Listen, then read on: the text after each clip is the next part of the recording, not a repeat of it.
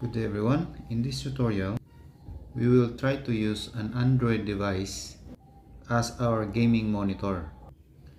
To do this, we have our Xbox Series S and our Android device is a Galaxy Tab S7.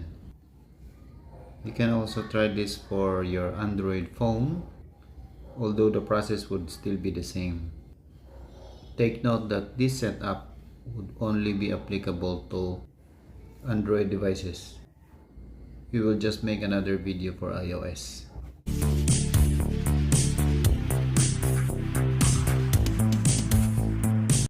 Now, before anything else, you should install this Next Camera USB in your Android device. This is the latest app with the lowest latency. To demonstrate this tutorial, we need a video capture device, HDMI, it has a USB output and HDMI input. This just costs $5 online. Next, we need OTG Type-C, since our Galaxy Tab S7 interface is Type-C.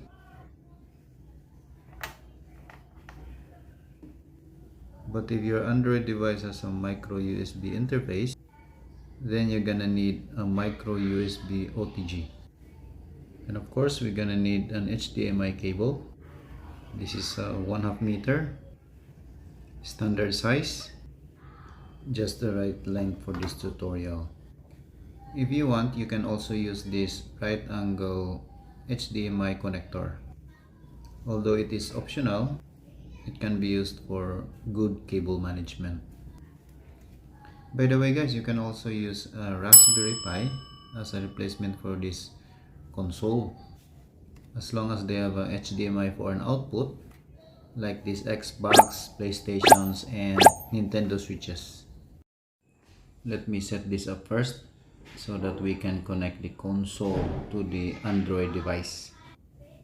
Just be very careful in setting up the OTG. It is so thin it could break, or worse, it could damage your tablet's Type-C port. We're good to go. Let's start the console and the tablet. Wait, I did not enable the auto launch for this app, so we need to enable it manually. Now every time you open the app, a pop-up message would ask you if you want to enable always open Next Camera when USB video is connected. So I'm gonna leave that up to you. As you can see, the Xbox dashboard is already showing, which means we got the connection right. Let me walk you through this app by clicking the small gear button in the upper left corner. I already set this up to 1080p. It means Full HD for 30 frames per second. Some settings you can leave as default, but some of it has to be changed depending on the Android phone or tablet that you're going to use. In this case, Full HD, which is 1920 by 1080p, is the best settings for the Galaxy Tab S7, and 30 frames per second, because 60 frames per second is a bit laggy. But again, it depends on your phone, because most phones nowadays, Android phones, are of high resolution. Just leave the aspect ratio automatic. You can just set the storage location where you want it to be saved. I chose internal storage. Some of these features, just leave it as it is, like the start recording automatically, video codec, video bitrate, record audio. This one if you want to record your gameplay, and if you want the sound to come out from the Android device, then click this audio loopback. And of course, the audio volume. The succeeding settings down below, maybe you can just leave it as it is. At the right side of the screen, we have the record button. If this is the icon that you see at the top of the record button, if you click it, it would change to camera button. Notice that it changes to shutter button. Let's try to take a picture. You can access it here in the lower right corner. Also here in the upper right corner of the screen, we have a few more settings. On the right side, we have 4 buttons for brightness, contrast, saturation, and hue. Down here is the slider.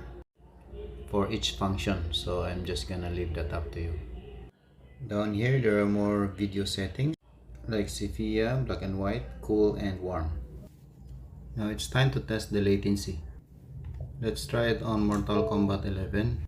This is a fighting game where zero latency is very important.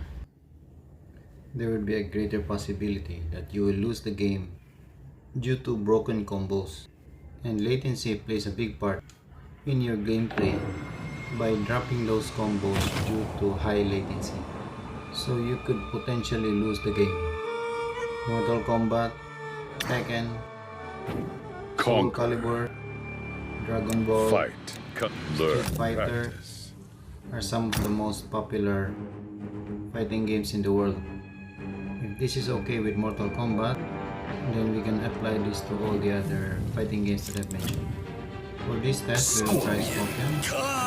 We will see if we can finish a combo for a maximum damage. Sonya's happy place. Let us try Scorpion because he's got the easiest combo for MK11. Well, in my opinion. So we will try Scorpion's longest strings to determine if the latency of this app is totally negligible. Oops. Try again.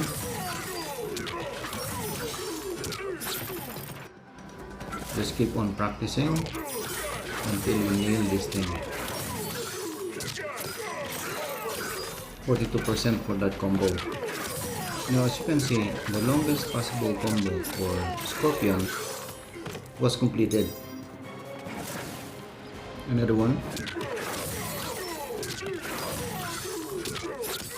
There you go, it's around 46% damage. Let's do the combo with a crushing blow.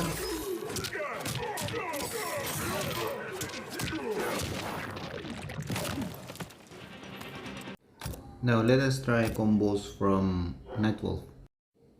I chose him because for me, his combos are a little bit tricky to perform. We'll just hope that we can pull this off because latency plays a big part in completing or dropping your combos.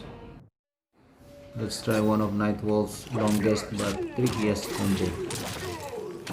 A little bit late. One more time. Short again.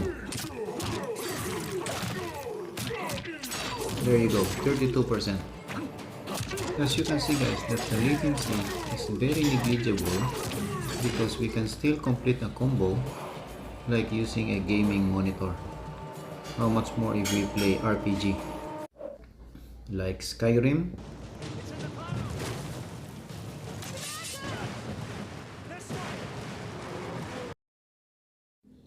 Streets of Rage,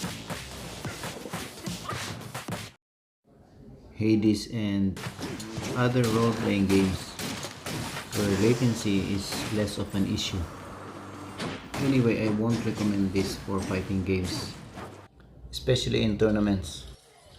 This is some kind of a monitor on the go where you won't need to bring a gaming monitor. Just use your tablet or smartphone, then you can play your games on the go. So that's it guys, I hope you liked the video.